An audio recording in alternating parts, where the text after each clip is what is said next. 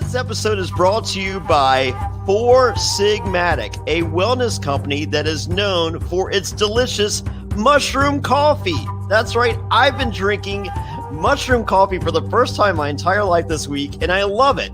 Now, Four Sigmatic's mushroom coffee is real, organic, fair trade, single origin Arabica coffee. That's right.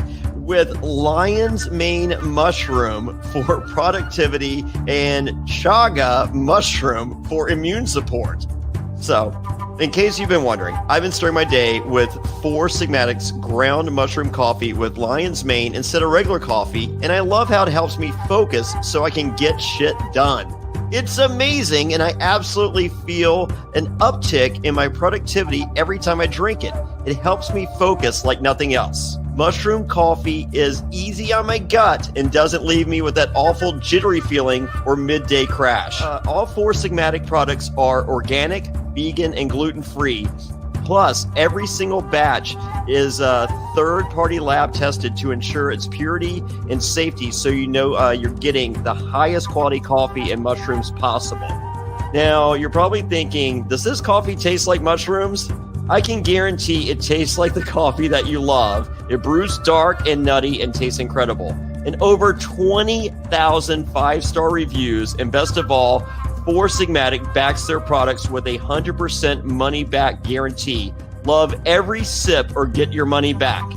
Now, we've worked out an exclusive offer with Four Sigmatic on their best-selling mushroom coffee, but this is just for Reality and SFW listeners. So get up to 40% off plus free shipping on mushroom coffee bundles. To claim this deal, you must go to foursigmatic.com/survivor. This offer is only for Reality and SFW listeners and is not available on their regular website. Once again, save up to 40% and get free shipping. So go right now to foursigmatic.com/survivor. They love it when we use that. And fuel your productivity and creativity with some delicious mushroom coffee.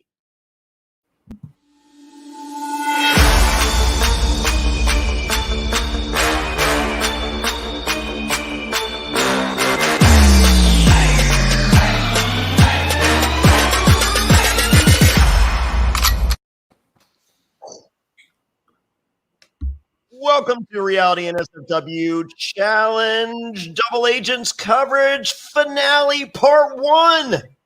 I'm Jonny Fairplay. I'm joined by Alex and Lauren. What is up, guys and gal? We're almost there. I say it every week, but we're almost there. We're actually hitting the finish line. Maybe. I'm expecting a part 3.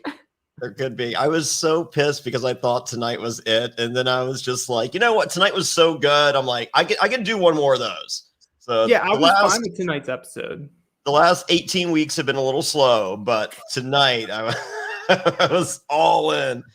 So let's just start with the peek behind the curtain.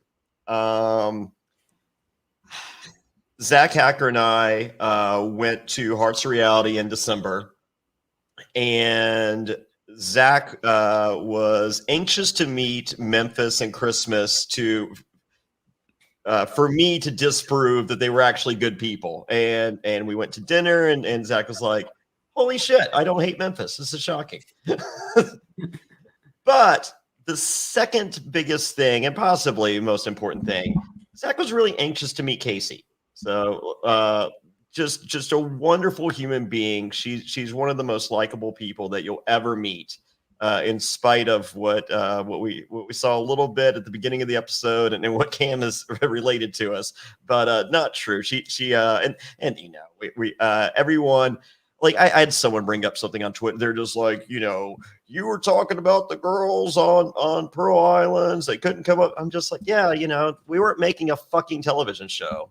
You know, sorry, I should have just shut the fuck up and just sat there and said nothing. So no, trying to entertain, trying to say, like, when I say something that's catastrophically wrong, and then, you know, it comes back to bite me in the ass, that's good TV. People like that. I'm the bad guy. It's okay. So I'll throw those conversations out there because I know that as a producer and an editor, you're like, hey, thanks, Jonny Fairplay. That worked out for the fucking television show that we're making. So I don't think I think the Cam Casey love is there, and we're making a television show. It's okay, folks. Yeah. So that first night there was a party, very small deal with just the reality people that have been brought in and tested for COVID and all that. Very, very small exclusive affair. And Casey was one of the first people we see. And roll that beautiful bean footage, Alex. There's the picture. That's the girl that I see and introduce to Zach with a fucking walking cast. And I'm like, oh, no. This is not what I want to see. So for those of you that are just listening to the podcast, it's a picture of me in my Survivor sweater and Casey and her Christmas get up with Christmas tree lights. And she has a huge Stone Cold Steve Austin walking cast on her knee. So man, we can bring Lauren back. Hey, Lauren, welcome back. Well, you could have just laughed it up the whole time if you really wanted to, Johnny. Oh, okay then. So I immediately excuse myself from the situation because I'm just like, I don't want to know anything. And Zach, had a brief conversation. I later rejoined, but she was Zach was like, weren't you on the last challenge? She goes, yeah, I did this in the final. So for me, I was so fortunate that I was not there for that conversation. I loathe spoilers, but I had a feeling that she didn't do it, playing badminton in her backyard. So, gosh darn it. We will get to that moment, but I just wanted to give everybody a little peek behind the curtain there. So, boom. Previously on Survivor, we have Casey going down the volcano shaft. And hey, as much as some of you might think that that's a little lame, I would imagine that's the first time Casey's ever gone down a shaft. A lot of firsts tonight for Casey. Just kidding, folks. Just oh my God. We make jokes here, Casey. We love you. Speedy recovery. I would like to think that right now Casey is in quarantine, and ready to go back and win one of TJ's gold skulls, which may or may not qualify her for TJ's. Along with one of our other favorite people as well. Oh, who's one of our other favorite people? I mean, isn't it a given? It's our favorite person week after week. Oh, you think Fessy's going to be back there in quarantine? You think Fessy's in quarantine right now? Oh, yeah. I'm pretty sure he is. Oh, yeah. You know who's not? Jay. Jay. Man, breaking quarantine protocol? Come on, man. You're better than that. Well, yeah, based off what's been revealed so far, it looks like they had a lot more guys than women revealed so far. So it probably you could basically burn him as an alternate, but it's a shame. I wanted CJ back. Yeah, big time. I mean, like Jay, he's been in the hunt, but his back's been against the wall. Like being like the one survivor and then one of two survivors. But now, I mean, just think about the fucking CBS alliance. It's a majority. It is because you'll have CBS and Big Brother will work. Survivor and Big Brother will work together. Yeah, so they might stab each other after the fact, but they will work together until that. They understand how alliances work and the strategic aspect of reality competition television shows. So whereas the MTV, or so say that's half our roster. The other half is MTV, challenge, real world, road rule people, and then the X on the Beach and Are You the One? And the internationals. And all those. And the MTV people kind of just isolate to themselves and then have their internal feuds amongst themselves. So they're so splintered that I just see the CBS advantage just eating all these other people for lunch. Absolutely. And an issue there is they're casting Survivor people and Big Brother people who are friends with each other. Yeah. And even if they had beef before, they've squashed it and they're coming in as friends. Yep. Without beef. And they're like, we're coming in, we're being a unit. Doesn't matter what happens, we're being a unit. And even if they betray each other, and you can say was betrayal this season amongst the Big Brother people, I'm guaranteed, even There's with what only we saw one guy today, betrayal. like, I'm guaranteeing, though, we're going to go into next season, there's going to be no hard feelings between Fessy and Casey over what happened today. No. I don't think so at all. Now, where does Tommy fit into all of this? Because I actually was surprised to see Tommy on the list. There's no teaching time with Tommy on the challenge. Oh, sorry. You said Tommy Sheehan. I went to sleep. I'm just excited that he's leaving his Disney mugs at home unattended for my penis to go into. So, I'm excited. How many weeks is he going to be gone? You know how many mugs that is? Woo. On mugs. I will break his dishwasher on my way out of his apartment. I promise. So we get back into the house and we get a little Joan Jett bad reputation. I was a fan back in the day. I was a fan when Ronda Rousey came to the ring to that great entrance music. And I was you know, like a lot of the people, you know, that left in this crazy eight, you know, they may have tarnished their reputations a little bit to make it to the final. They may have done some things that they might regret. You know, they might have backstabbed some people, temporarily severed some friendships. But that's what it's all about. In the grand scheme of things, you're playing. I thought it was for $1 million, but you're playing for $900,000. Yeah, I also thought it was for $1 million. Yeah, you know, challenge, Big Brother, Survivor, whatever game you want to be talking about. Dirty moves have to be made, or what people will call dirty, but it's really just moves. Moves have to be made. It comes down to who's your better friend. I mean, you know, when phone calls initially went out for Survivor Legends that later became Survivor Winners at War. You know, like I'm hearing all these people getting calls, and some of them I liked, a lot of them I didn't like. And, you know, and I told my closest friends, a lot of which not even in the Survivor community, and they're just like, ooh, Fairplay, that sucks. You know, that's a lot of people you don't like. And I'm like, that's what I want. I'm like, I ain't trying to send home my friends. Yeah, I'm trying to send home motherfuckers I don't like. So give me plenty of those. So because like that's fun for me. Like sending home my friends ain't no fun in that. So give me enough to do something, but that's it. You can whatever that number needs to be. I'm cool with that number, and I'll do my damage from there. So, but I don't need if it's Fairplay and 19 of his favorite friends. That sounds like a shit fucking season for me and them. Yeah. Well, maybe not them. They might not be as good of friends as I thought they were. So, but no, it comes down to, you know, like there's you know, casual friends, there's good friends, there's close friends. And so I think a lot of these people made close friends decisions, and they're happy with those decisions, and I am for them. Yeah, you have to make the moves that you think are necessary to get yourself to the end with the person that you would like to run it with, thinking that gives you the best opportunity. And even if you don't have that, like you want to at least be with someone, like you said, who you're friends with, and like I'm not going to be mad if we lose. I just want to I know this person's going to give it their all. Like the Leroy-Nany pairing on paper, just because Nani's like not the best runner of everyone there, Leroy's like, you know, it's fine. We're going to do our best to win.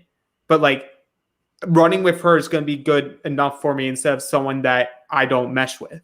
Yeah. Well, he's a supportive partner, if you look at it, because he was cheering her on all day long. He was not pushing her. I mean, we saw it with Fessy. Fessy was pushing Casey to her limit, literally. And Leroy was just helping Nany along the way, which that's the encouragement Nany needs. And that's why they're good together, because they have good communication. They know that they can catch up with each other, with everyone else. And if this is the end of Leroy's story, which he's told us in about every other confessional. Has he now? Well, I've heard that, and you need a gold skull more than I care to mention at this point. You forgot TJ's final too. Yeah, I hear it in my sleep at this point. But no, Leroy started this whole journey way back, you know, Real World Vegas with Nany, and then here we are, full circle. I love it. I like it.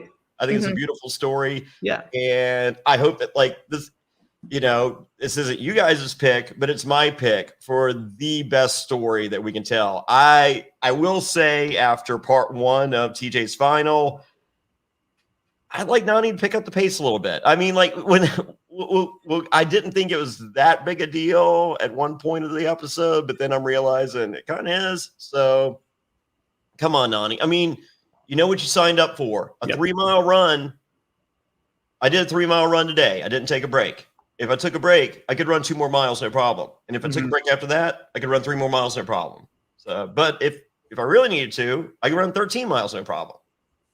Yeah, I mean, we also have to take into account like the elements too, because it is tough running into that wind. It's got to be, and then the terrain as well. Hurricane? Oh, yeah. How many times did that get mentioned? It was a hurricane, I hear. So, well, okay, I'll say this. I've run, I don't know, like 8 half marathons now. My best time ever was not on the beach, flat terrain, paved course. My best time ever was 28 degrees, rocked, hills, all that stuff. And I think I did an hour and 40 minutes. And it was only because it was the worst fucking thing I've ever done in my entire life. And I just wanted it fucking over. Okay. There you go. That makes sense. I mean, I'm a runner too, so I actually definitely feel that, because when it is really cold, you just want to be done so you can get warm again. Yeah, I'm not a runner, but I remember my times doing sprints in track. Like that was my thing. I wasn't distance, I was sprinting. And I just remember there would be stretches, you're doing the 400 or the 800, and you turn and you're in that wind tunnel. And you're literally seeing yourself stopping. Like you're running in place, it feels like, the entire time.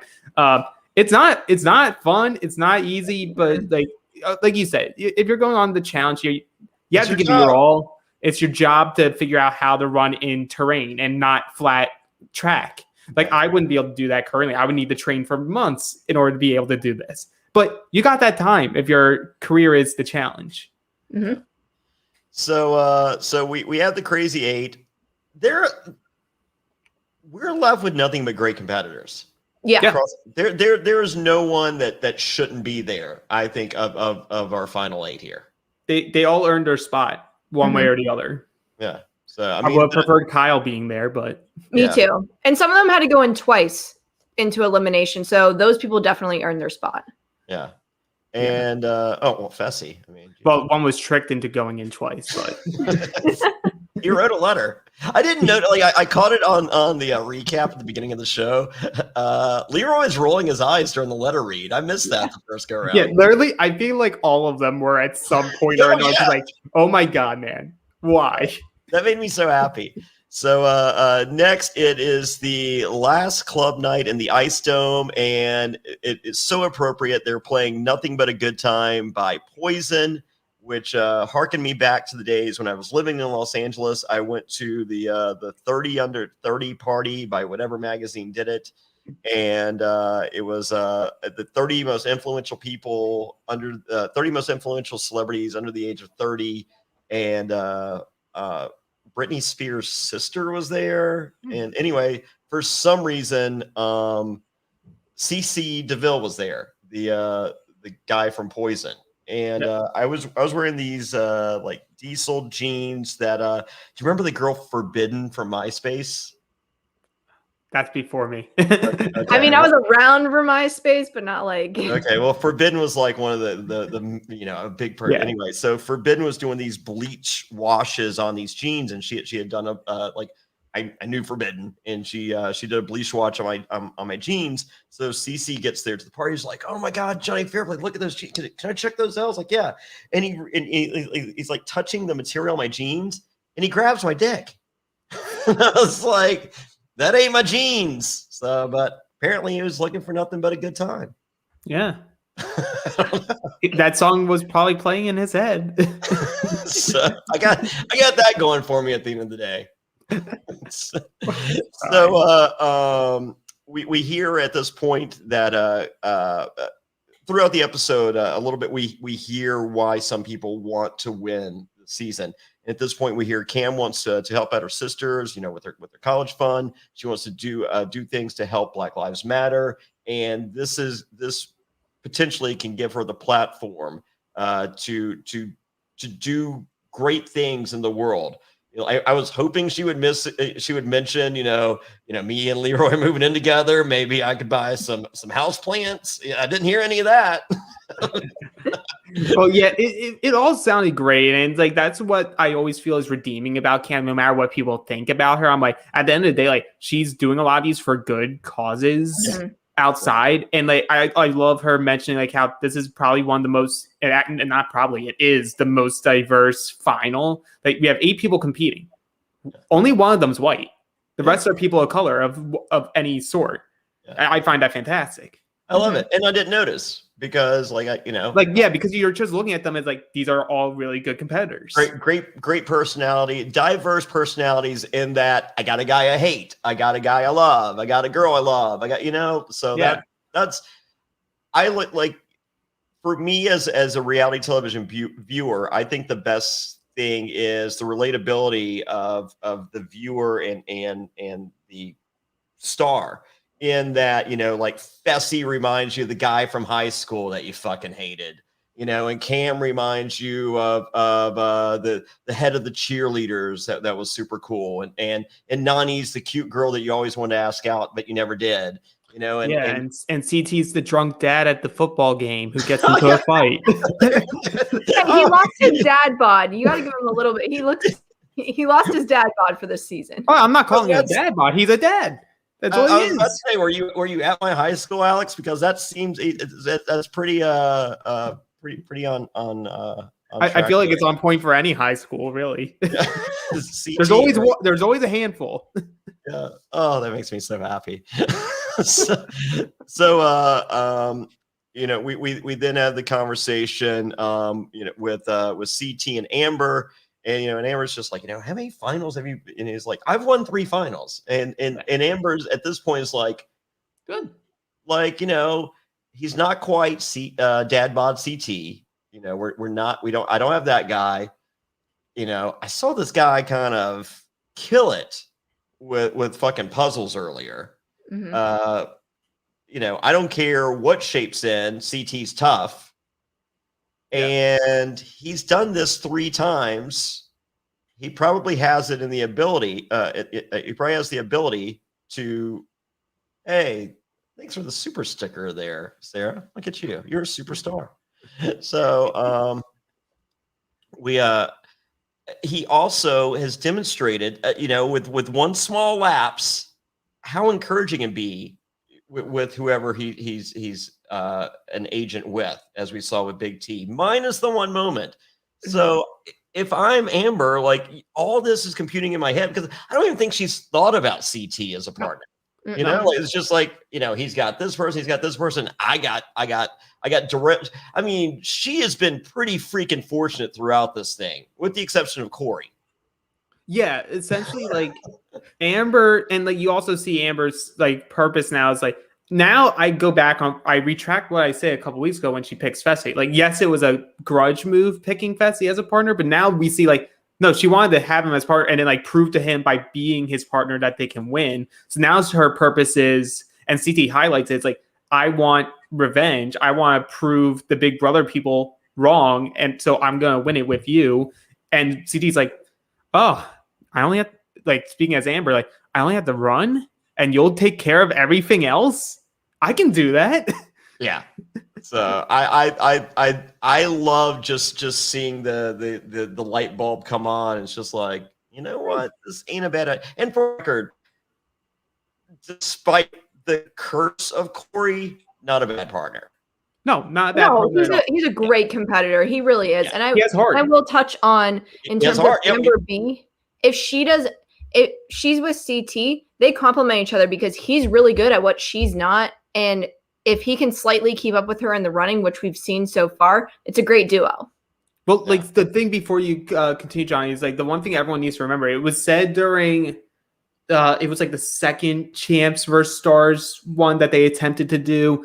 and it was like Johnny, Bananas, CT, Emily Tron, like a lot of them were working together, and a lot of people were counting CT out because he was in his dad bod mode, and Johnny Bananas goes like, guys, like it doesn't matter what CT looks like. He can even look like an Adonis or look like be a fat slob. He's gonna be the same no matter what when it comes to competing. Like he could look overweight and still outrun everyone, outrun in distance, out challenge you, out swim you, like out puzzle you. Yeah, he has the grit. Like it's that old school like mentality of just like he wants it, and that motivation is just driving his body to do the rest. He's just like what Boston Tough, like Boondock Saints. Yeah. Like those guys, like you put a Boondock Saint guy on the challenge, he's probably gonna fucking win. Yeah, it's just like he has more drive, I feel, than most. And more heart for sure, because he knows he's doing it for a purpose. Like he goes out there each and every single time in it to win it, and his head is always in the game. He never falters from that. He's always strategically thinking what is best for me to get myself to a final. Yeah, like Mikey B from Survivor Micronesia. He's one of those Boston Boondock Saint guys. He fell off a chimney and broke his back. Wasn't supposed to walk again, and then he's playing Survivor. So that's incredible. It's extra tough. Yeah, it's just that will. You have to have willpower, and we'll see it later in the episode. There's some people in this 8 that were like, oh, these are all impressive athletes. So maybe one in particular does not have the willpower. Ugh. Maybe. So we hear that Corey just wants to beat Fessy, and I'm here for it. Yeah. It's like, you know what? My best revenge isn't taking you out, because I know you'll probably stay. My best case of revenge is getting you to that final. I get there, and I beat your ass in it. Yeah. That I think Corey's stock on this episode, I had him good. At the end of this episode, I have him great. I mean, the self-realization of the edit that he knows he's going to get, saying that, hey, you fucked over my boy earlier, but we're cool. But here's the deal. Fuck you. And he's saying that to the confessional, but like in Fessy's mind, Fessy's like, oh, I squashed this. We're buddies again. Like you can see it in Fessy's eyes as he's having this conversation, just like to himself. Yeah, he's like, I'm doing so good right now. I'm doing so good. Yeah, I'm gonna get out another letter so I can explain to myself, to the mirror, like how good of a job I just handled this situation. Yeah. No, he explained to himself with Corey there how everything was squashed and how he's cool with it. And Corey's just like, yeah. Mm-hmm. I'm glad. Well, it goes back to Fessy's self-awareness. It's not there. Clearly, he never knows how other people perceive him. Yeah. So we then hear from Casey, and I'm just like, oh fuck. This is like on Survivor Pro Islands when I go, I got $1 million that says Sandra doesn't win this thing. Yeah.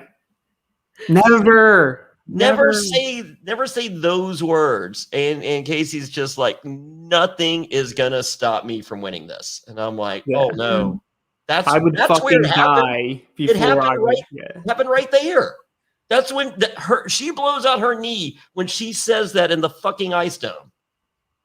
He's like, I would fucking die for this shit. I'm like, well, you might. Yeah, don't say that. I'm like, God, wait, don't wish this upon yourself. Yeah. Well, she might die for it, but her partner's not willing to die for it. He's willing to give up. Oh my God. If you didn't like Fessy going into this episode, this might be the greatest episode of all time. Mm-hmm. So, because the editors were just like, here you go. It was like they couldn't have CGI'd him to look worse. Oh, so bad. No, it was just perfect because like everyone says like, oh, reality TV, it's it's scripted, it's manufactured, they're only showing the good things. I'm like, if you've seen good reality television, if there's someone that they can want to expose, they will fully expose them. Oh yeah, no edit. So no, I'm just imagining that like they don't like him. They don't like him, but they know that like, oh, if we keep bringing him back, people are going to watch to hate him. Like that's why they're going to watch. They're like, I'm going to watch so that I can go on Twitter and complain that he's on the show. Yeah. And that's that helps them. I cast that person. I mean, like, if I'm casting 37, I don't care what the fucking theme is. The first name I have on a piece of paper is Fessy. Like, honestly, to me at this point, it's once Fessy becomes likable is the season that I stop casting him. Yeah. Because then he's not useful anymore to me. Yeah. It depends. I mean, like, it's kind of like reverse Roman Reigns. Like Roman Reigns, like, we wanted to hate him so bad, and they're just like, nope, he's a good guy. Fucking root for him. And, we're like, no, fuck him. And then they finally turned him. And then they turned him. I'm just like, oh my God, how fucking great is he at this? Maybe Fessy's going to be the greatest good guy ever. I don't think he is. No. It would definitely take a lot of time. No way. There's no way. And I will sit here just flat out and say, if he gets an arc where he looks like a good guy, I will give like money for that. It's not gonna happen. It's CGI, mark it 3 seasons from now. Hey, look at the hero edit Fessy's getting. I mean, stranger things have happened. Yeah. It's not happening. It's not. And if we it does, know your opinions on if it does, we can all stop watching. But I will say it was uncalled for Cam saying Casey's looking like the female version of Fessy. Because I feel like in Casey's mind, yes, she wanted to run with Fessy, but she would have ran with Leroy if she had to. Like, she would have ran with anyone and been good with it. And I feel like she was showing confidence, not arrogance. There's a difference. Yes. Like with me as a bad guy, like there's a playfulness to my my badness versus like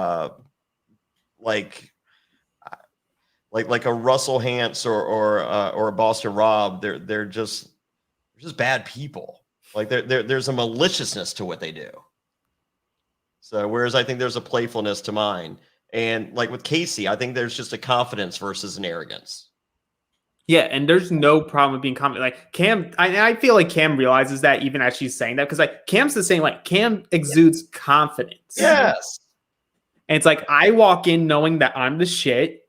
My shit does not stink. And I know everyone wants to follow with me and tag on to me because they think that I give them a good chance to win. And Casey just is an equal there. I love Cam. I love so many people on this cast. It's like I did not expect to leave this season going, oh my God, I love them. I love them. I love them. There was only a couple duds on the season. Only a couple duds. Yeah. Liz B writes, the producers knew that Casey would be yelling at him to eat that stuff, even if she hadn't blown any. Of course. Like, I mean, it's low hanging fruit. There's just all this. There's just like, oh my God, he's gonna look like an ass here. He's gonna look like an ass here. He's gonna look like an ass here, and he delivers. Yeah, and I loved it. Sorry. I was just saying. Go ahead, Alex. Yeah, I was gonna say I loved the callback though, because that first thing I think of when they open up the food and you see Fessy's face, I go back to the episode where they did that. In the escape the cage challenge, and he's pretending that like, oh, I don't want to eat this stuff so that I don't have to be Anissa's partner. But you could also tell that he's just being a bitch because he doesn't want to eat the food. Yeah. I'm like, I'm so glad Karma's so fantastic. And the challenge gods knew what needed to happen. Yes, they did. Yeah, but don't go on. If you can't eat it, don't go on. You know that eating is going to be on every single season. It's something they do in all the finals. Just puke. I mean, do what Corey did. Corey pukes the most out of anyone, but he's still going to eat it no matter what. I still have a problem with the if you can chew and puke, then who can't do that? I mean, Fessy, apparently he didn't even try. Yeah, you can fake eat anything. I know. But Corey's not fake eating. Yeah, he's actually eating it. He's just like cannot keep it down. Survivor, if you throw something up, you have to pick it up off the fucking ground and eat it. Yeah. So they have buckets, and I'm just sitting there and just like, awesome. Yeah. But it's like you even hear CT saying during it, it's like, puke. I have to puke in order to create more room in my stomach to eat the rest of this. Yeah. So maybe it's just so much because I know there's also things about like with blood that they were drinking is like you can only drink so much blood before your body rejects it and forces you to puke it out. Not according to this goth chick I used to date. Oh, well, I'm kidding. Goth chicks wouldn't hit me. Look at me. Well, maybe before we head into the actual final, we hear a little bit from some of our sponsors. Real quick before we get there. Yeah. We're almost there. I just had to throw this out real quick. Right before they go out, we see that Corey brought a shitload of family pics, and I'm just like, oh my god, that's so smart. Because like, if I had gone out there, I would have brought like a pic of Piper and a pic of Madeline. I would have brought like 2 pictures, or maybe 3, maybe a picture of both of them. This motherfucker brings like 150 pictures. I'm like, that's smart. Like, why wouldn't you bring 150 pictures? Yeah, he's experienced. He's done these challenges so many times. He knows exactly what to bring. Oh my god, I sat there. I'm just like, I consider myself a smart reality person. I'm just like, I'm a fucking moron. There's no way I bring more than 3 pictures. Why? Yeah, why not? I don't know. If you have the ability to do it, just bring them. I mean, what's the difference? Like, if you're protecting 3 pictures, you can protect 100 pictures in a fucking rubber band. They're not getting fucked up. They're getting less fucked up than your 3 pictures. Yeah, and they're probably extras. I'm so mad at myself for not even thinking of that for a situation that hasn't even happened in my life. Well, just be ready for that when you have your Survivor Legends on Paramount Plus. Okay, I will. It's your luxury item. I'll bring the Patreon pictures from each month. I'll shock your mind. That and your cats. You got to make sure you have your cats in there too. Well, I'm not doing the fucking circle. I mean, and the picture. Yeah, the picture. The picture. Okay, got it. All right, let's hear from the sponsors. And when it comes to eating better and consuming less sugar, let's be honest, most healthy snacks don't taste very good. They don't fill you up, and they certainly don't satisfy your cravings. This episode is sponsored by Monk Pack, who makes snacks that taste like our favorite sugary treats, but with less than 1 gram of sugar. Monk Pack Keto Nut and Seed Bars contain less than 1 gram of sugar, 2 to 3 grams of net carbs, and they're only 150 calories. They're great for anyone following a keto lifestyle and the perfect snack for anyone who is trying to eat better or cut back on sugar and carbs without sacrificing taste. Yeah, that's so true. I'm personally not a keto eater, but I love these nut and seed bars. I try to have one of these always on me for a snack because I'm usually trying to train for a new running distance I'm trying to hit. I think 2021 is going to be the year for my first full marathon. And I think Monk Pack Keto Nut and Seed Bars are going to help me get there because they're giving me the energy I need and the nutrition I need to make those health goals possible. Wow. Monk Pack Keto Nut and Seed Bars have the perfect balance of sweet and salty, a crunch from whole nuts and seeds, but still manage to be soft and chewy. How do they do it? They come in delicious flavors like sea salt dark chocolate, pecan almond, and my favorite, no contest, love these so much. Game changers, if you will, the peanut butter dark chocolate. So good. They're perfect for a quick snack to satisfy your sweet tooth without any guilt. Enjoy Monk Pack Keto Nut and Seed Bars as a quick breakfast, while running errands, or after a workout. In addition to being keto friendly, these bars are gluten-free, plant-based, and non-GMO. So with no soy, trans fat, sugar alcohols, or artificial flavors. They really taste incredible, and you can't beat the low sugar nutrition or taste they provide. And by shopping online, you can avoid another trip to the grocery store by getting Monk Pack delivered right to your door. Try it for yourself and see. And we have a special deal for our listeners. Get 20% off your first purchase of any Monk Pack product by visiting monkpack.com and entering promo code SURVIVOR at checkout. And Monk Pack is so confident in their product, it's backed by a 100% satisfaction guarantee. So if you don't like it for any reason, they'll exchange the product or refund your money, whichever you prefer. So to get started, just go to monkpack.com, that's monkpack.com, and select any product, and then use promo code SURVIVOR, they love it when we do that, at checkout to save 20% off your purchase. Monk Pack, delicious, nutritious foods you can count on, and we thank them for sponsoring the Reality NSFW podcast. Are you ready to enter the wild again? There's a chance no one has seen your balls in a few months. Don't ruin your first post-quarantine date with a ball fro. Would you show up to your first day of school without a haircut? Manscaped is here to provide you with the best tools for your grooming experience. Johnny, how's your grooming been lately? Oh man, I am sleek, aerodynamic. I'm like that new Tesla. I mean, Whew. I got a bunch of 5Ks coming up. I got a bunch of half marathons coming up. Oh man, I'm gonna run so fast. There's no friction between Jonny Fairplay, little Jonny Fairplay, and Home Sweet Home. Oh, that's good news because Manscaped is here to help everyone else get on that level with their Lawnmower 3.0 trimmer. It's the best hygiene tool for the modern man. Because of their ceramic blade and advanced skin-safe technology, your snags will be reduced while preparing yourself for post-quarantine life. Manscaped is forever changing the grooming game with their Perfect Package 3.0 Essentials Kit. The Perfect Package 3.0 comes with the new and improved Lawnmower 3.0, waterproof cordless body trimmer, performance boxer briefs, and a travel bag for you to use when you're done quarantining. The Perfect Package 3.0 also comes with the Manscaped Crop Preserver Ball Deodorant and Crop Reviver Ball Toner. Now, the Crop Preserver is an anti-chafing ball deodorant, which ensures that your afternoon stroll doesn't end with your balls sticking to your leg. They call that bat winging. You can eliminate that with a little manscaping, courtesy of the Crop Preserver. But the Crop Reviver is a spray-on toner for your balls. It's made with the soothing aloe and witch hazel extracts that give your balls a boost. Now, subscribers to the Peak Hygiene Plan get a new replacement blade refill for your Lawnmower 3.0 trimmer delivered to your door every 3 months. Don't be using no old razor. Come on. And making sure your trimmer stays fresh and clean. The light is at the end of the tunnel, fellas. Treat yourself for making it through quarantine with the Perfect Package 3.0. Get 20% off and free shipping with the code SURVIVOR at manscaped.com.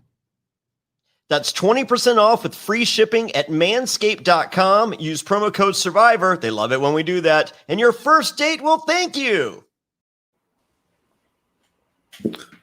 Yay. Yeah. And we're back. It's time for the challenge. We find out here that someone's going to be eliminated.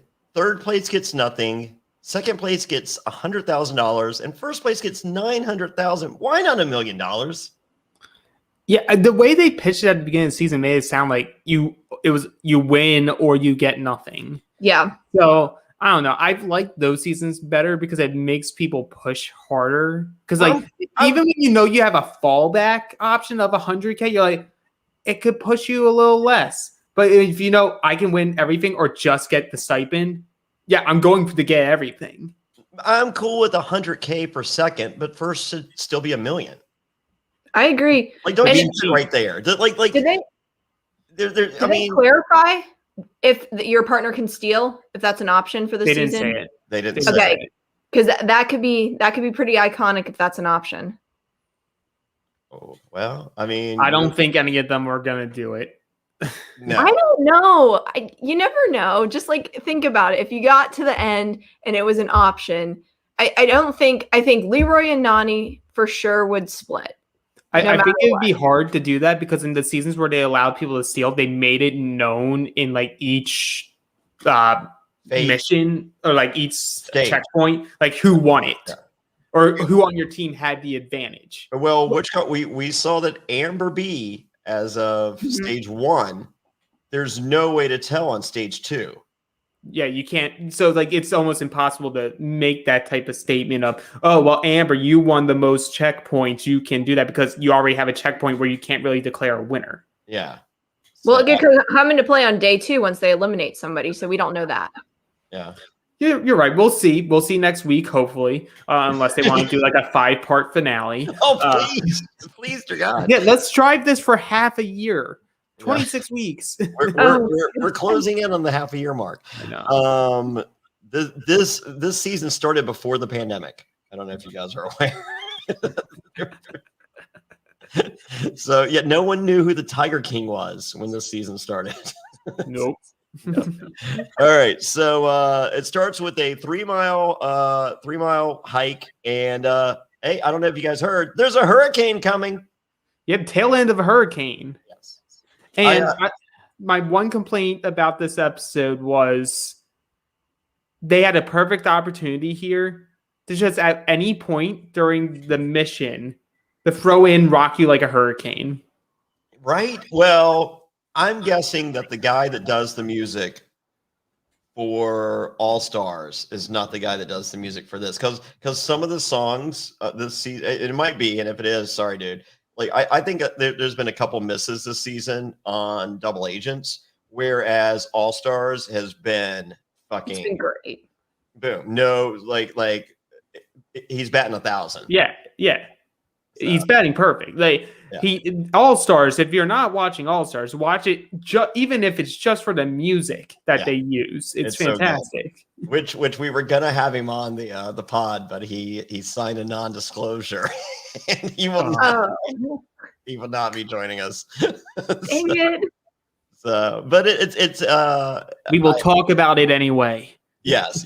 So I on my first season of Survivor, we had 2 tropical storms that later became hurricanes after they passed through where we were. And the first one was rough, but not that bad. It sucked. I mean, like it just rained on, So, but the next one, it rained for, I want to say like at least 12 hours straight. The rain was coming in horizontal, and like your hands and like basically from wrist down, ankles down were solid purple. I mean, just raisins and painful. I mean, it was literally painful.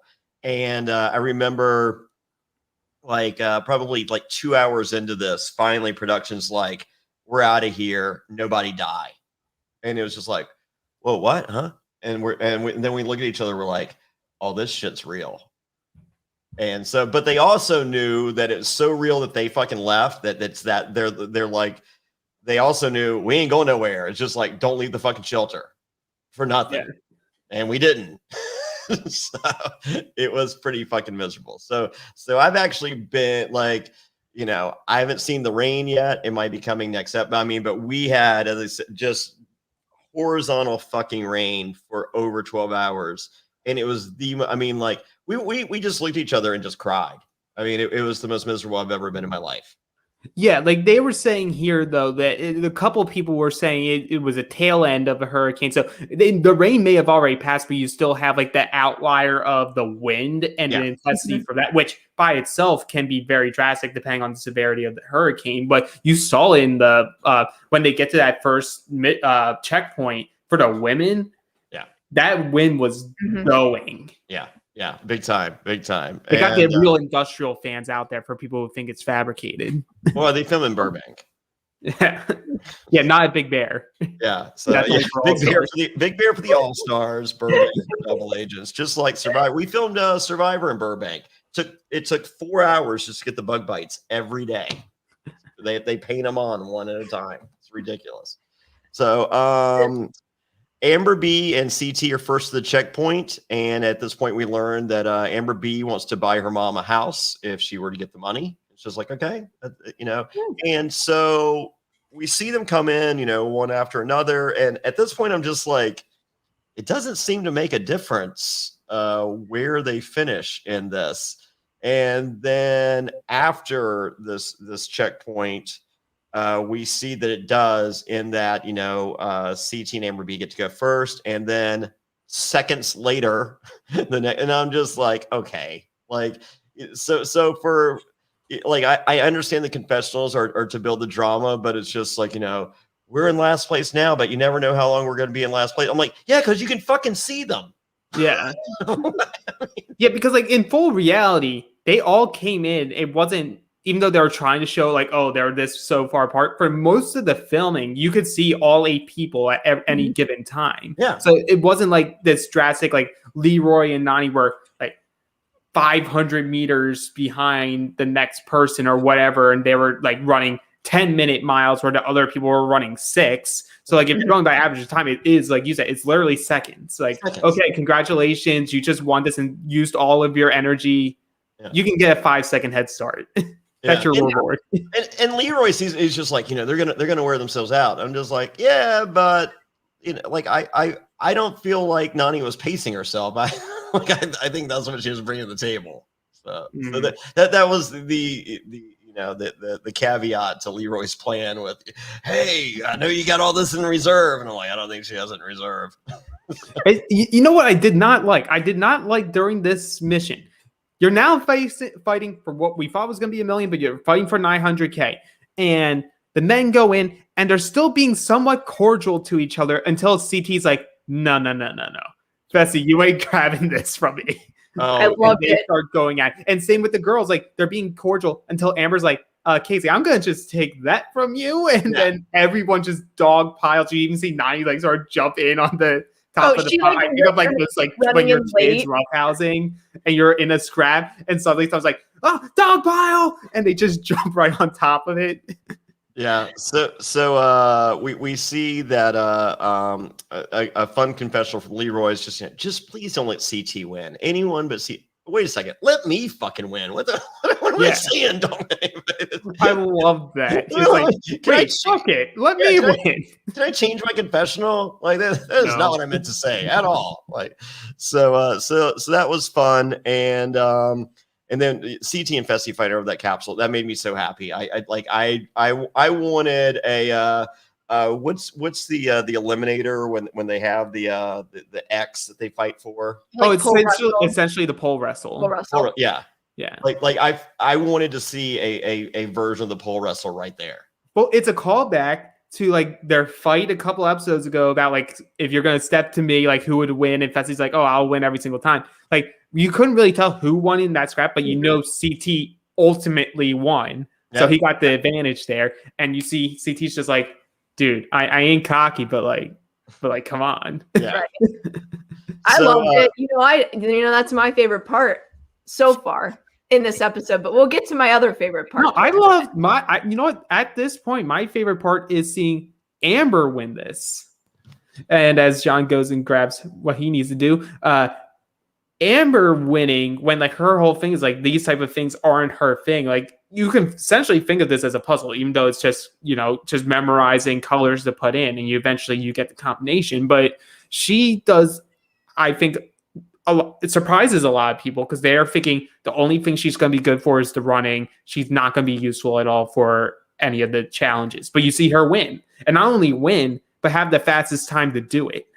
Yeah, and in between the men's portion of this and the women's portion, we had a commercial for Match Me If You Can, presented by Pepsi and MTV. This will be on April 21st, one day after 420, featuring, that's right, Ashley Millionaire Mitchell. And for those of you that would like, those of you watching that would like this autograph pick, become a patron. Go to adfreeNSFW.com. This week's patron picks, or this month's patron picks, are Troy Zan from Survivor, Ashley Millionaire Mitchell. Oh my God, is that an amazing picture? Ronnie from season 39 of Survivor, and Julie Rosenberg from Survivor. So there you go. So if you guys want a picture of Ashley, become a patron. An Wait, autograph are you picture. sure they don't want a picture of Ronnie? Maybe. But I would want the picture of that. I don't know because that season doesn't exist. Oh yeah, Well, that's true. that's true too. Or But the season you never between know. 30 and 40. Yeah. If people watch poker, they might want a picture of him. Yeah. He's a cool guy. He signed every single autograph different on every that's single awesome. autograph. Oh, that's Makes And- it unique. And Special. when I had the pictures done, they accidentally printed like 20 extra of him. I don't know why. And he was just like, geez, Fairplay. And so everyone is different of 40 fucking pictures. That's awesome. Yeah. So go to adfreeNSFW.com and get yourself those autograph picks. There's different set of 4 every month. And you get all the bonus content, our weekly Q&A and everything else. A lot of fun. So yeah, match me if you can. Are you guys, does this look good to you? Or from the previews, it looks like 2 of the girls hook up and no one else, because I don't see Ashley hooking up with fucking Joey Sasso from The Circle. yeah. I was so shocked seeing him come on. Like that's a reach of someone to pull in. Yeah. I don't know. Eric's on there. Maybe something with Eric. You know what? Any show that takes away from 100 hours of the show that I'm not going to name anymore, I'm all for it. It'll be the best show ever just because it's replacing an hour of that. Oh, what show is that? I'm not saying it. What is it? You know what It has something to do with some guy who won't let you on his show. Who won't let me on his show? Oh, like Rob Dyrdek. Oh, that show. Oh, yeah. Yeah. ridiculousness. But it was Kevin Hart before this episode, so it was ridiculousness. And I'm like, dude, come Oh on. God. I'm like, dude, stop it. You're Yeah. drunk. Go home. Yeah. Circle season 2 dropped today. Look for coverage here love at it. Reality NSFW and youtube.com/Reality NSFW with Elaine from Survivor, Professor Tim, and a different guest each week from the US and UK versions of the Circle. So excited that coverage starting immediately. So get ready, look for it. I think they're starting tomorrow, maybe. Oh, awesome. Yeah. That'll be great. Yeah. That is a great duo that you got, having Elaine and Professor Tim. Amazing. And the I've already watched the first 4 episodes. They're gonna have a fun time covering them. Oh, you watched the first 4 already? Yeah, they put out 4 episodes a week, and I was just like, oh, let me watch them. I have time between like when I ended work and when the challenge was on. Let me binge them real quick. It's very fun. Great cast. They actually think strategically this season as opposed to the first season. But yeah, like, so tune into this coverage, watch the show, and tune in for Professor Tim's analysis and Elaine's analysis. It's a great time. Real quick, there's a guy from Chicago, maybe Sideburn, like Bryce Isaiah from Survivor, coached him up before he went out there. Oh, that I think I know who you're talking about. I'll talk about it offline with you. I believe he's someone who's catfishing. Oh, sweet. Yeah. Okay. And like some of the names he uses, I was listening to someone else covering it. They're using a lot of sayings from Kagayan. Oh, really? And I was like, oh, He yeah, did like the his dot, fake dot, name dot. is Emily, and like Bryce always goes Emily. Sweet. So Bryce did coach someone going into this, so I'm pretty excited. That's awesome. That's so fun to know. Yeah. So I mean, like, I thought Bryce was good on Kagayan, but I think Bryce has learned so much since Kagayan that, I mean, like, He'd be great on the Circle. Yeah, that's what I was gonna say. I would love to see what type of character he would play on the Circle, because I think he could be himself, or he could even catfish if he wanted to. I think I prefer to see him catfish because I think he would just have so much. I think it would be. I feel like he'd be someone just for the fun of it, go in as Wendell. I would prefer Bryce go as Wendell on the challenge. But going back to the challenge, Yeah. Amber wins, and the big advantage that she gets is, oh, if you want to switch partners, you can. And if I'm like, I was talking with my friends about it as they went to commercial, I'm like, if you're Amber and you just see, I just crushed this, and CT just crushed this. We ran here first. Oh yeah, I'm going to switch to Fessy, who Fessy is the entire time thinking, oh, I'm going to get picked again. Oh, I know, because it's all about him. And so when time. she says, oh, I'm sticking with CT, they immediately cut over to Fessy, and Fessy's like, whoa, Yeah. interesting. And then he it's just like, oh, I'm so glad she didn't take. It's like, motherfucker, she won't gonna take you. Yeah, but he expects everyone to take him. Okay, He's been always taken thinks 3 everyone's gonna kill him. times. Yeah. All right. So, who changes partners if they have so let's say it's Leroy. Who does Leroy honestly take think Casey back, or does he take Cam? I would say think we should try Leroy and Nani. Casey or Leroy and Cam, I think, would be the only ones who would change it just so that they could pair with each other I think so too. at that point. That would make sense. But I also But could at the see same them time, they're being- spread. I think they're purposely spreading their Yeah. odds. I Yeah, think that was because their game plan and going if that's in. the case, then I think no one switches. Yeah, I But- think Leroy backs Nani. I really seriously do. Just because he is that good of a guy, I don't think he would have switched. It also would have been funny though if like Nani won it, got the fastest time, and goes like, Leroy, I want you to win, so I'm taking Fessy. Yeah. So Casey's forced to help Leroy win. Leroy doesn't push Casey to the limit where she's gonna be a little reckless and end up hurting herself because of that, and she wouldn't be gassed, and Fessy would get the complaint the entire time, and we would get gold Nani confessionals being like, fuck you, Fessy. Yeah, I would be cool with that. So yeah, so No Hype Network said this advantage was a complete waste. No, as I said, we're here like Nani fucking up Fessy's game would not have been a complete waste. Leroy potential like I know he loves Nani, but I think he has plausible deniability if he takes Cam, because he's just honestly, I think Nani would have understood in this. Yeah. Like, she would have been hurt a little bit, but she would have been in the confessional saying, I understand. I'm the reason why we were in last place. Yeah. Or he takes, or they continue to spread the field and stay separate, and he takes Casey because he's just like, you've seen what we did all season together. I got to go. What brought me to the dance? Yeah. So, and I think those are the only scenarios where it happens. Casey, and fuck Fessy's plan. And I think everyone's like, oh yeah, except for Fessy, of course.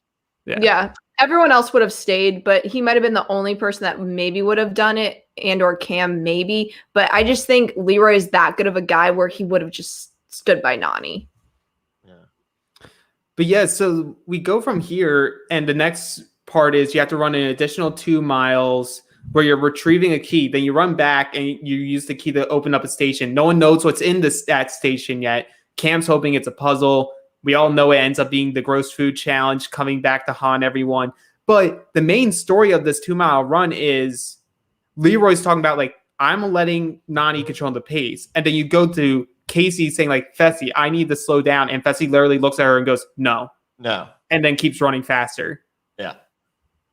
And it's never and never runs encouragingly with her. No. At any point. Like, even out of the gate, you know, like Leroy, like I think like Leroy and Nani kind of knew where they were as runners, and you know, and Leroy's like, you know, I'm gonna go up front and you know, hopefully she could, you know, whereas Fessy's like, I'm gonna win because I'm the winner. And then, like, when they actually get to the second checkpoint, Fessy made it to the second checkpoint first, all by himself.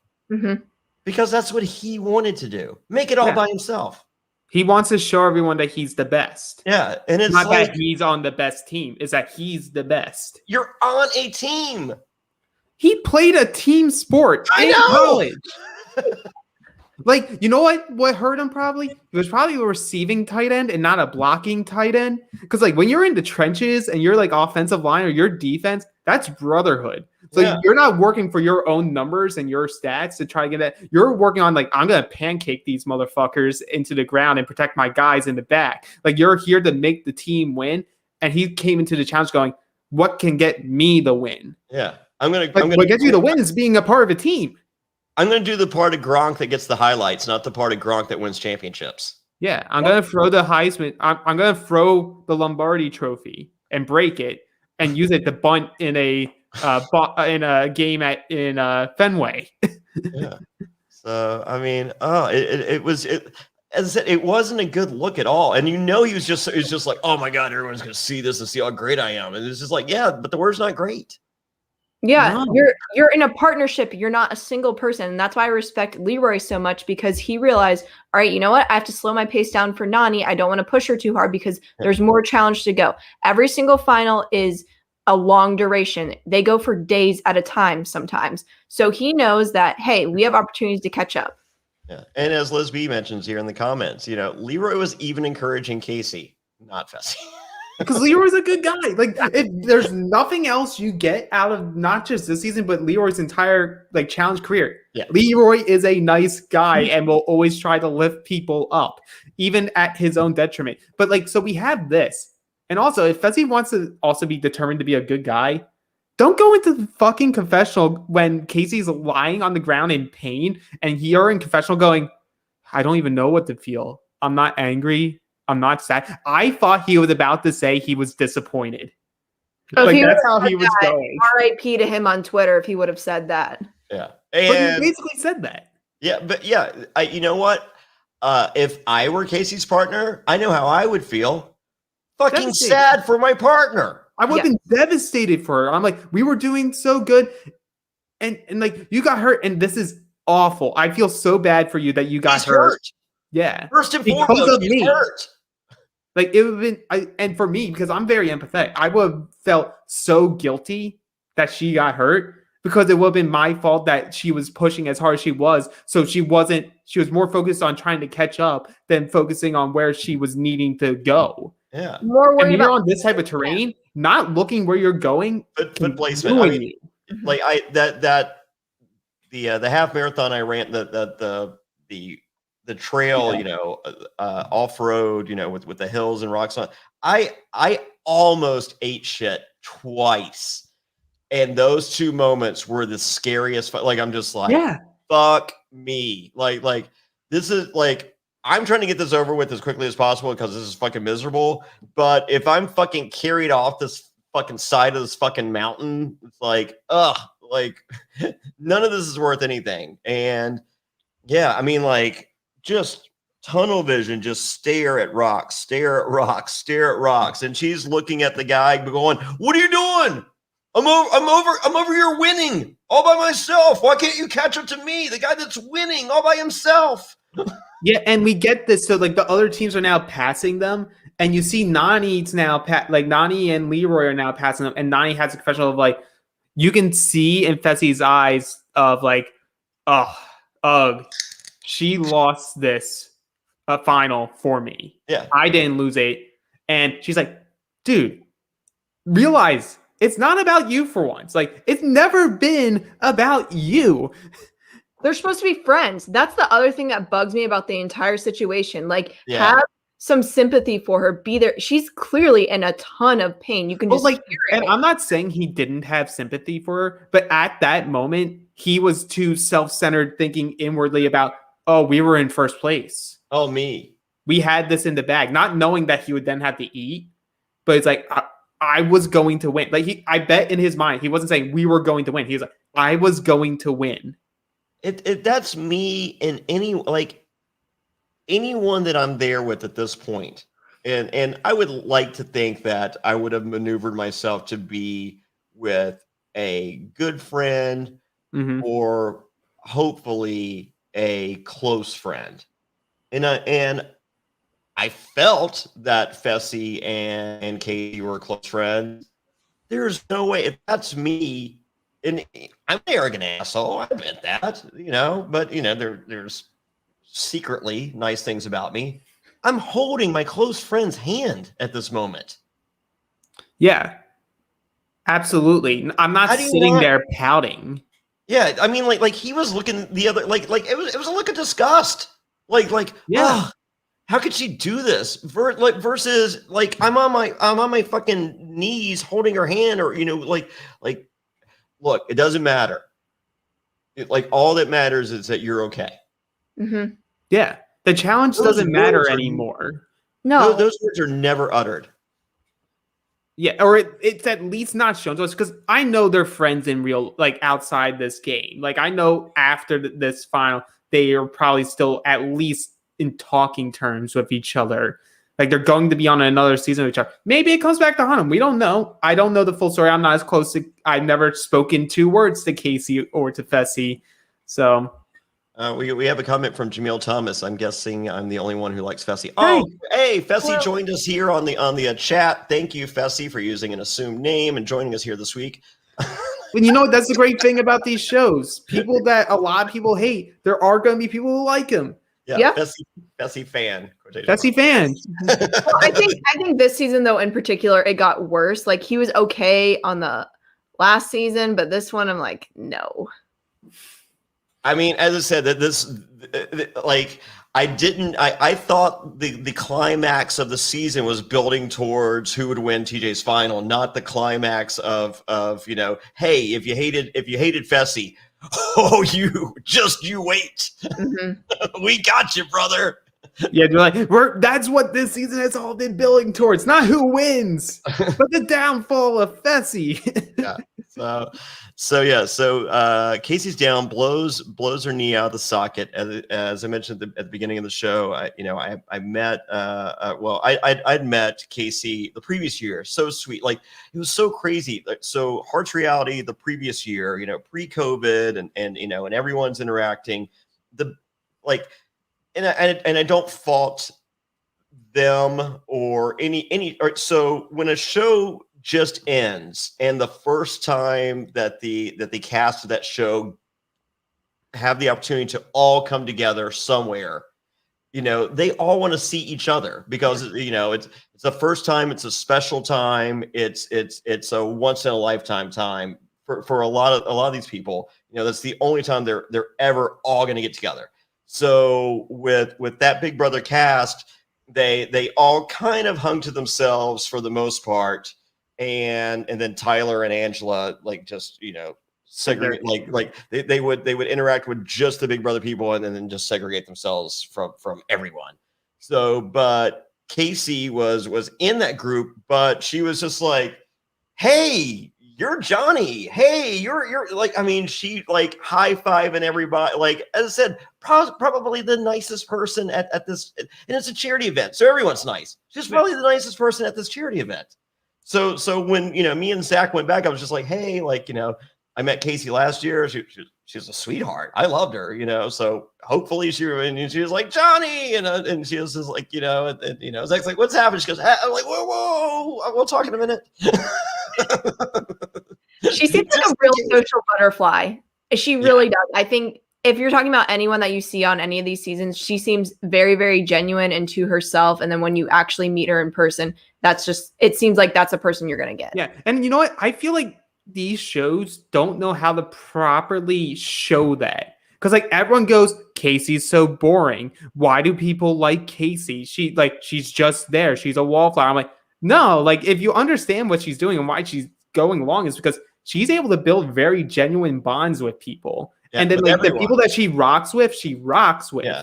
And non-confrontationally with the people that aren't in that. Yeah. It's a gift. So she won Big Brother for a reason. Big Brother is a social game. It's all about connections and who you burn and how you burn them. Big Brother, you're not riding on the back of a tractor trailer at 55 miles an hour. You're doing 5-piece puzzles. Mm-hmm. Yeah, and wearing costumes. Yeah. Well, I guess you do that on the challenge for your one bar scene a season. Oh, yes, that was a good. Yeah, back when Fessy wore a tutu. That was 80s, good. 80s night. 80s night. 80s. But yeah, so we get to the boxes and they start to unlock it. And the first thing you see, did you guys know it's the return of Nom's testicles? Oh, sweet. Who doesn't love Nom's testicles? So we have sheep face, Nom's testicles, and a liter of blood each. And God bless Corey. If you didn't like him up till now, he just broke it all down. He goes, cue the Corey vomit montage. Yeah, cue it. It's there. I know I did it. You're gonna show it. Just show it. Every season. You know what? Some of it was so unnecessary though. They showed people puking and then regurgitating the puke so that they could puke it again. I'm like, oh, you didn't have to go this hard, MTV. But some of the people, when it was coming back up, I'm like, I'm not sure it was the blood. I think they literally just threw up an organ. Oh, Amber B for sure. They win. Oh. They win. They say they do the horn. Amber and CT, you win. The lung comes out. Yeah, that was a bad one. I was not prepared for that. Was it where's Oh, TJ says that's disgusting as he walks away. So, but the music they're playing during the montage and during this challenge, Frankie Goes to Hollywood, Relax from the album Welcome to the Pleasure Dome, and here we go. Right, I just think of Zoolander whenever I hear that song. I'm trying. No, there was a movie. There was an '80s movie. I have a computer I could look, but there was a pretty I want to say hardcore here, relax. Don't do it. Fuck it. Makes you wanna do it. But yeah, as he's researching it, great song choice. I also think they could have done the Body Double. It's Body Double. It's at the beginning of Body Double, and this hardcore fucking hardcore fucking sex scene, sex club scene thing, I think that's where someone dies at the beginning of the movie. Excuse me. So someone's killing me. Are you for talking coughing up about your it. lung? It's killing you even talking about it. Yeah, well, I saw that this came out in 1984. Like I kind of sneaked into a room and saw it when I wasn't supposed to. I was 10 years old at the time, and I'm just like, holy shit. And that's like the first time I heard that song. And then I hear it on the radio afterwards. I'm like, whoa, this song is about bad stuff. And then it was later in T2 Train Spotting. Not sure. 2000. Anyway, so I love the song. I have the album, and thank you to whoever put that there. So, but yeah, tell us, Lauren, tell us how impressed you were once it's time for CT. Like, I was ready to throw up with Casey walking to the station, the food station. I mean, like you see, buckling at least 3 times. Yeah, and I'm ready to throw up at that because I'm just like, fucking throw up the X. Like this is over. So, but no, like I said, that would make me puke. But not Fessy. He could stomach that, no problem. But can't stomach a little sheep face, can he? No, the issue I have with the entire situation, he's literally chilling there and knows that Casey's in freaking pain, and she's over there being a boss and eating, and he's just like tears, no remorse. He's like just staring. Yeah. Tears in pride driving her. Yes. And Fessy lacks all of that.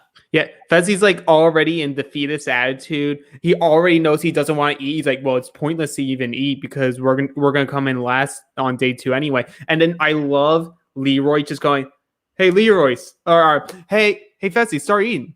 Hey, pussy, stop being a pussy and start eating." And you have Casey yelling at him, "Yo, you better start fucking eating." Yeah, as she's trying to drown blood. It was sickening. It was fucking. It wasn't sickening because they were eating fucking balls and fucking face and drinking blood. It was sickening his fucking lack of fucking pride. Yeah. Yeah.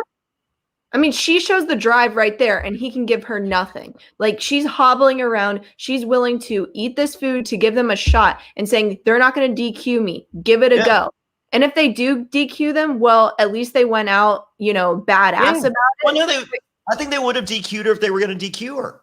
Exactly. If they were going to DQ her, they would have done it then. They would not have risked her trying to put weight on that leg and get to the end. At that point, there's a liability. Yeah, there might have day 2. Maybe sometimes they'll say she's medically unfit to go, so they might check her again. Yeah, there's more than likely a reevaluation. But the fact that she was not DQ'd prior to the food means that the door is somewhat open. And if the door is somewhat open, don't fucking close it yourself because you don't fucking want to eat fucking balls.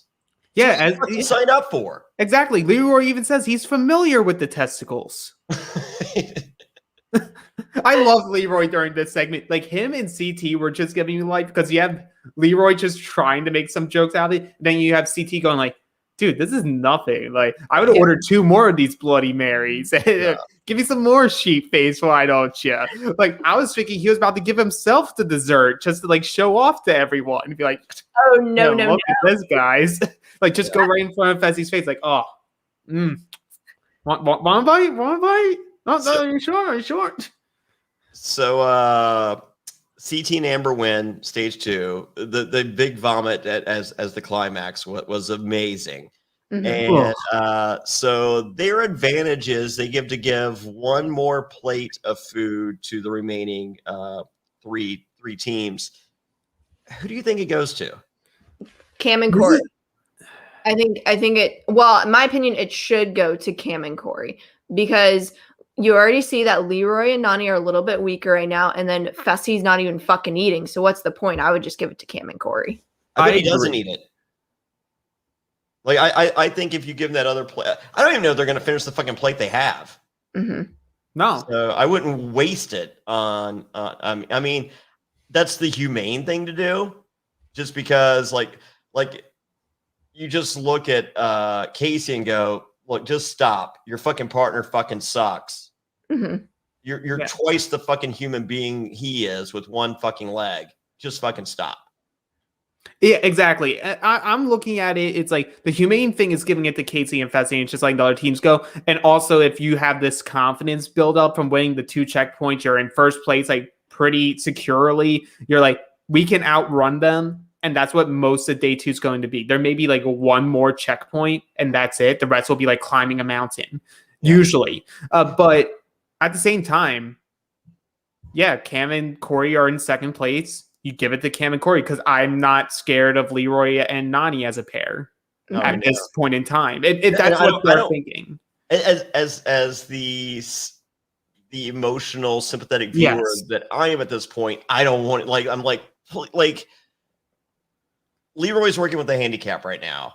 Yeah. like don't make it any more than it is. Like, I want Leroy to win. Come on, give me the story beginning. Yeah, and I will say, for those who watched the preview on the next on, like, you can pretty clearly see which teams still make it because you see Cam and Leroy at different stages, like doing something else. And the only clip you get of Casey and Fessy is Fessy actually attempting to eat something and immediately spitting it out. Yeah, that's the only clip is from this challenge. So or this station. But we know he actually attempts to eat something because it's going to be him be able to turn it to be like, see, I overcame. I decided I was going to help. And in my good nature, I decided to, take one for the team and really take a big chunk out of that testicle.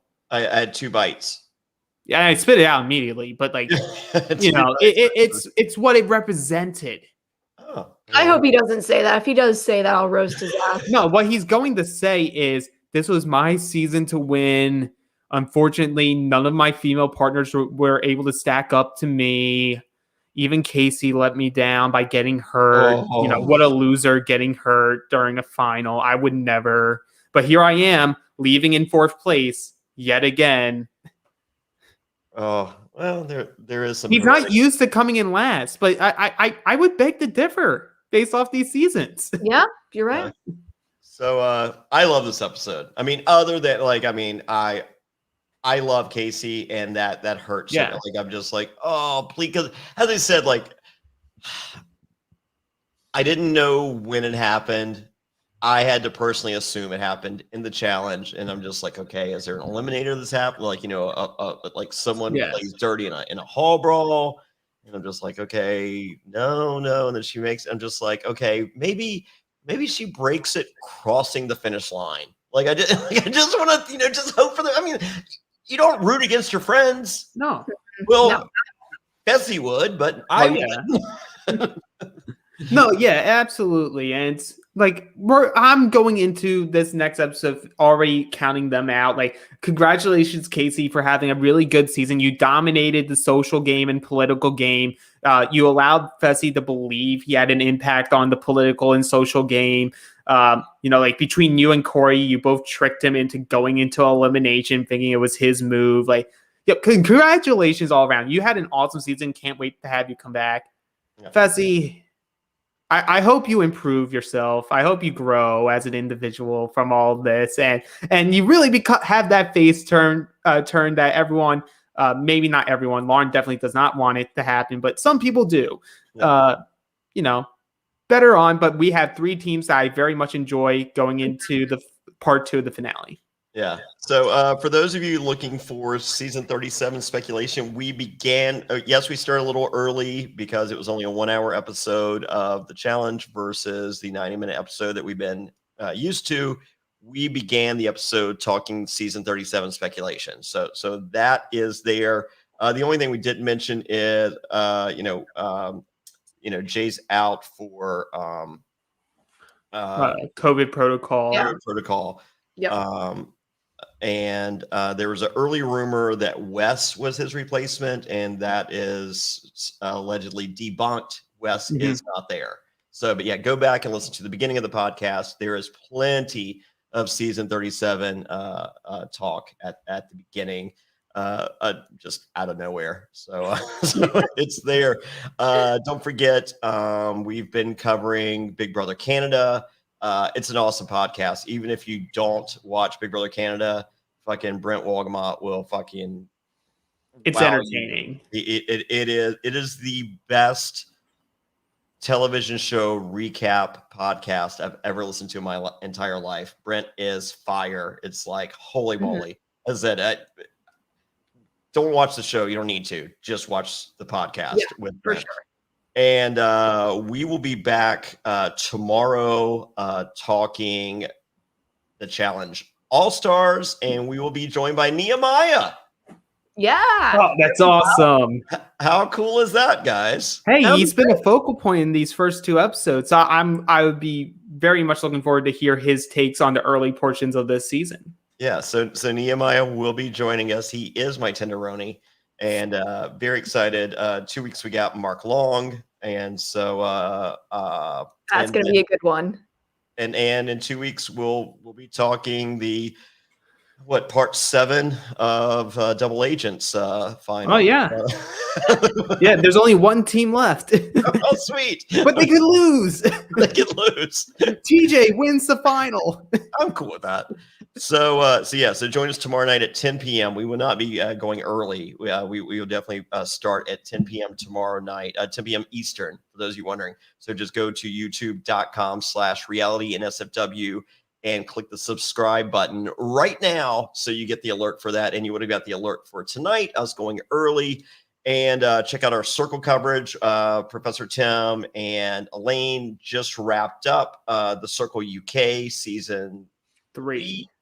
And they did the finale fucking through the roof with the views. People loved it. People are still clamoring about it. And they will be starting the Circle US season 2 coverage, I believe, tomorrow. Don't hold me to it. Once again, go to youtube.com/realitynsfw, click subscribe. You'll find out when they go live. And you can always watch everything and listen to everything at realitynsfw.com.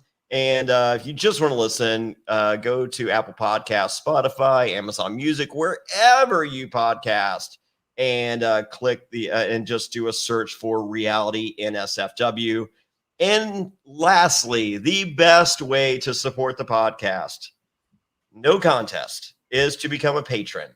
Go to adfreensfw.com, become a patron. There's all kinds of levels. You can watch Australian Survivor season 2 with us right now. We're on episode 21. Very tough episode to watch this week.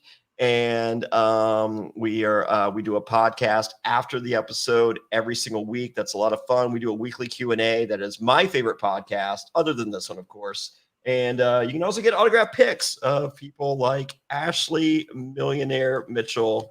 Oh my God, why was I not on that? What was it? Match Me If You Can. Come on, Pepsi Cola. I know you suck, but you can still have me on there. Anyway, with that, thank you so much, guys. Thank you, Lauren. Thank you, Alex. Thank you, listeners and viewers. You guys are all awesome. And we look forward to seeing you tomorrow, next week, and forever here at Reality NSFW. Lucy Nicotine is a company founded by Caltech scientists and former smokers looking for a better and cleaner nicotine alternative. Finally, tobacco alternatives that don't suck. Researched and developed for 3 years to be made by people, not patients, Lucy's created a nicotine gum with 4 milligrams of nicotine that comes in 3 flavors: wintergreen, cinnamon, and pomegranate. Lucy also has a lozenge with 4 milligrams of nicotine in cherry ice flavor. Each and every flavor actually does taste great, and it's convenient and discreet. Products can be enjoyed anywhere, on flights, at work, on the go, even in the gym. I'm so excited that Lucy is sponsoring us because one of my best friends in the world, he's trying to quit smoking. His girlfriend's been getting on him for years. He's a big menthol smoker, and the wintergreen flavor is a really nice substitute for him that he absolutely loves. So this is the thing that you need to check out if you've been trying to kick your tobacco habits. I have a family member that's tried the pomegranate, and they say it's one of the greatest tasting gums they've ever had. We're not talking nicotine gum. We're talking any gum. So if you've been discouraged by other nicotine gums, try the pomegranate. And also for the lozenge, the cherry ice is allegedly the best. And you know what? I believe them.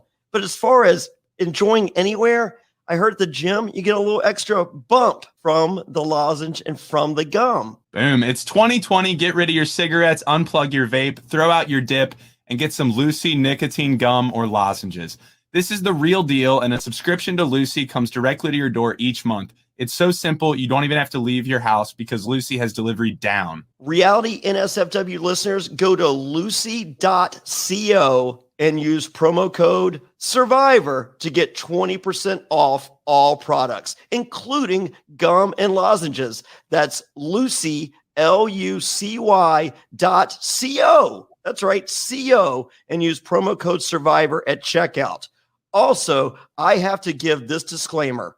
Warning, this product contains nicotine derived from tobacco, and nicotine is an addictive chemical. So that's lucy.co, and be sure to use that promo code SURVIVOR, and we thank them for sponsoring the Reality NSFW podcast.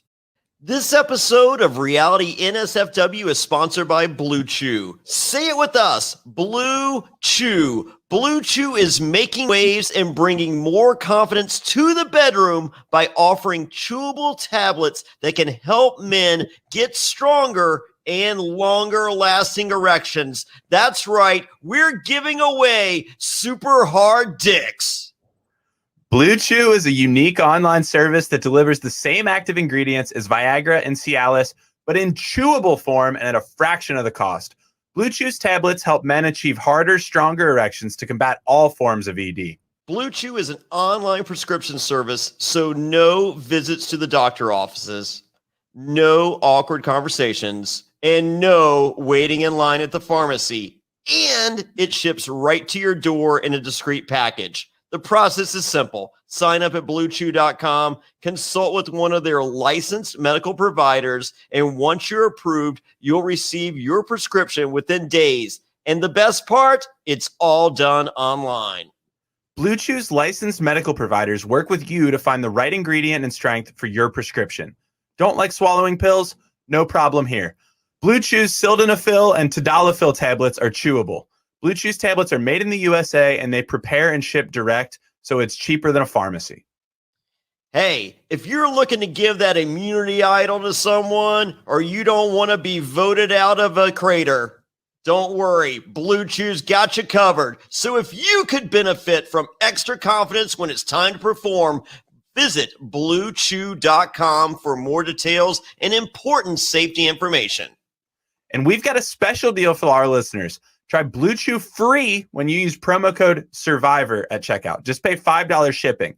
That's Blue Chew, BLUECHEW.com, promo code SURVIVOR to receive your first month free. And we thank Blue Chew for sponsoring the podcast.